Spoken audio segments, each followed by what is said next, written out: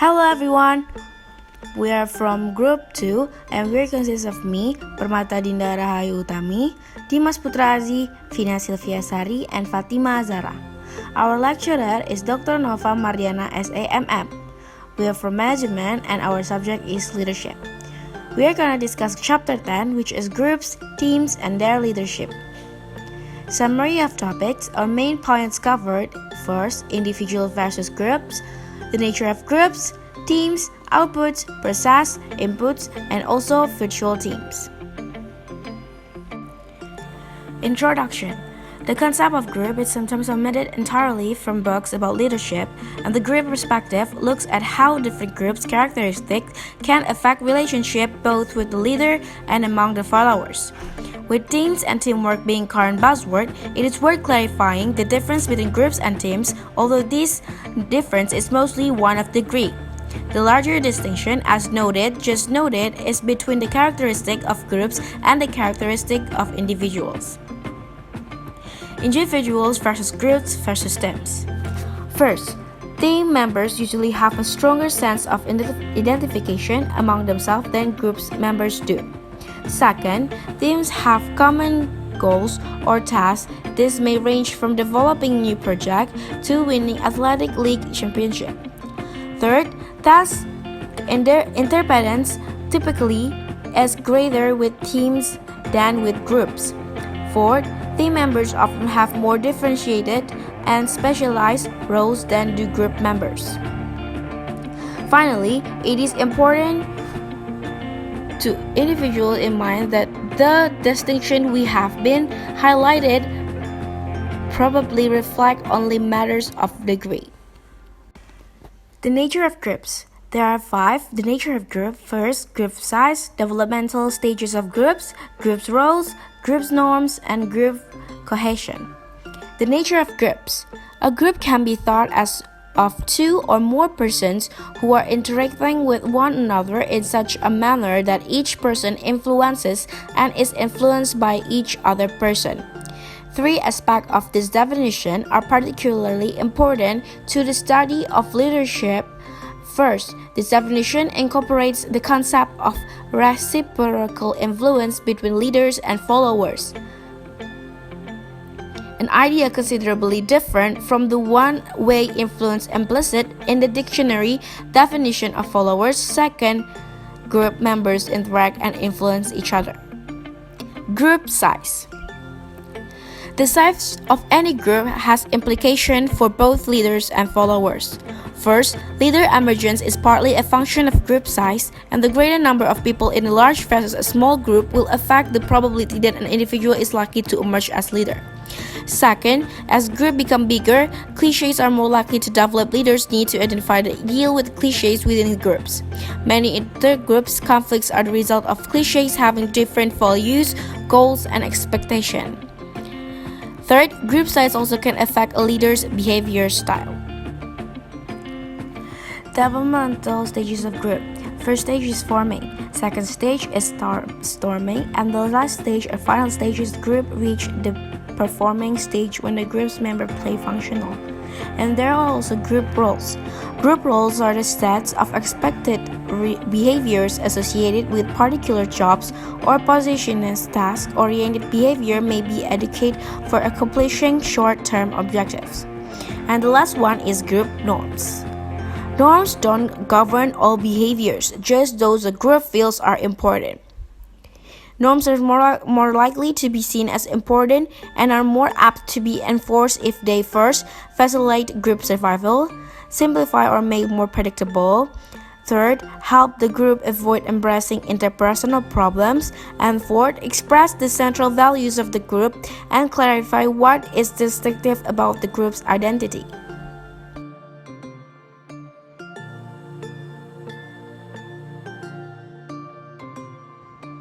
Teams.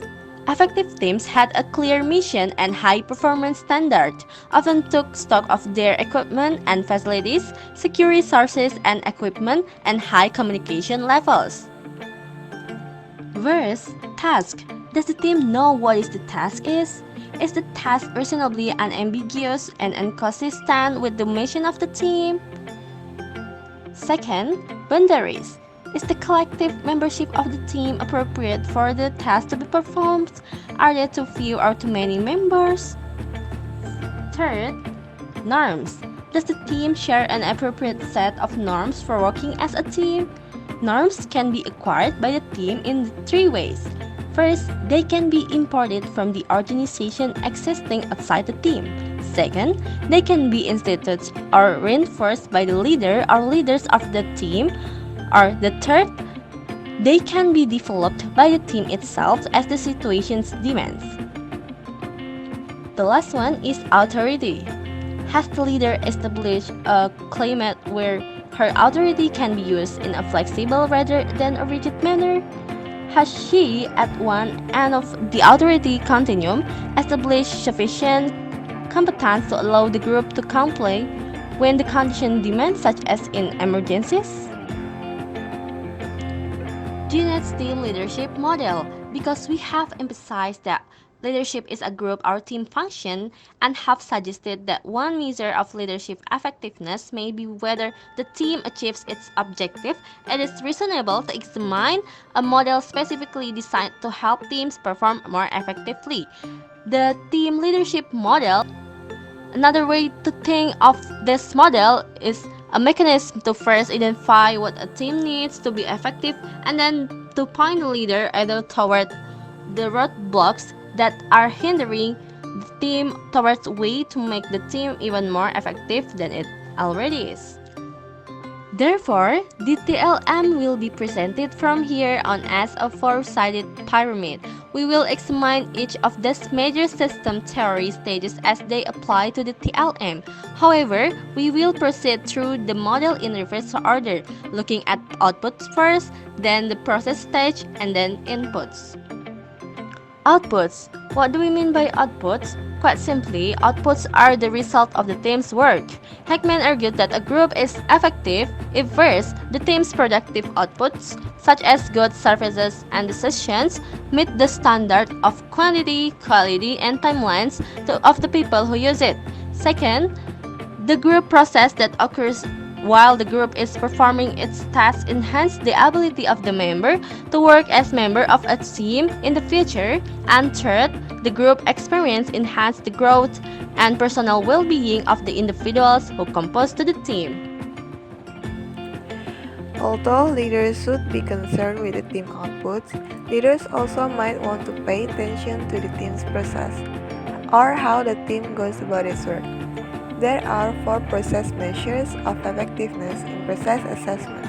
If a team is to perform effectively, it must first work hard enough, second, have sufficient knowledge and skills within the team to perform the task, third, have an appropriate strategy to accomplish its work, and fourth, have constructive and positive group dynamics among its members. The first group dynamics refers to interactions among the team members, including such aspects as how they communicate with others, express feelings towards each other, and deal with the conflict with each other. Next is inputs. In a manufacturing plant, inputs are the raw materials that are processed into products for sale. Similarly, in team situations, inputs are what is available for teams as they go about their work. Often for team design, we are considering psychological factors. For example, the amount of time a day for work, pre-hospital report of team member, and team members' expertise. Leadership prescriptions of the model. Jeanette's definition that the leader's job is to create the condition for the team to be successful. It is possible to use the team leadership model to identify constructive approaches for the leader to pursue. The TLM provides the same linear flow for design of a team. The leader should begin at the base with the dream, proceed through all the design variables, and then pay attention to development needs of the team. The three critical functions for team leadership are dream, design, and development.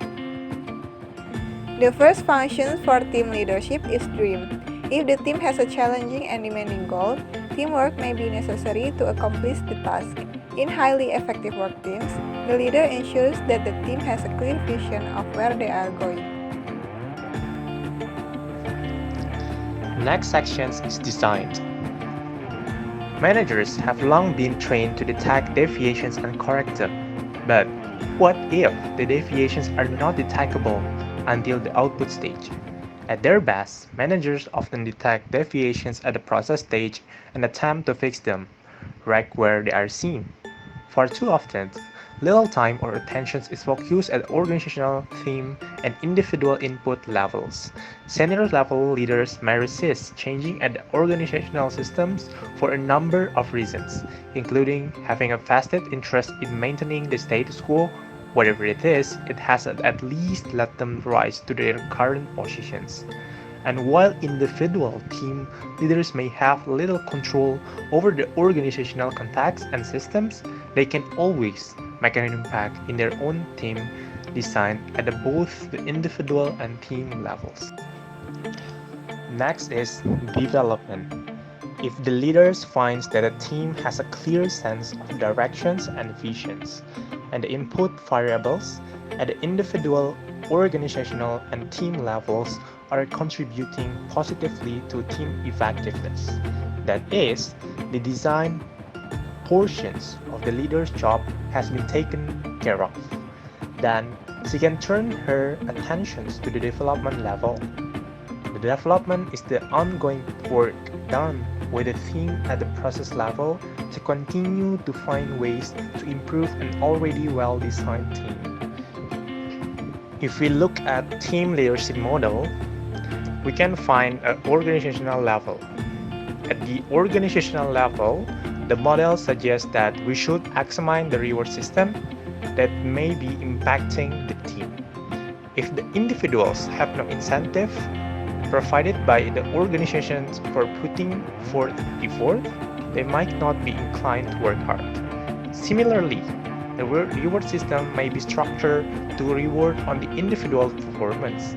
Such a reward structure will be inconsistent with design for a team task where interdependency and cooperations among members are often underlying premises.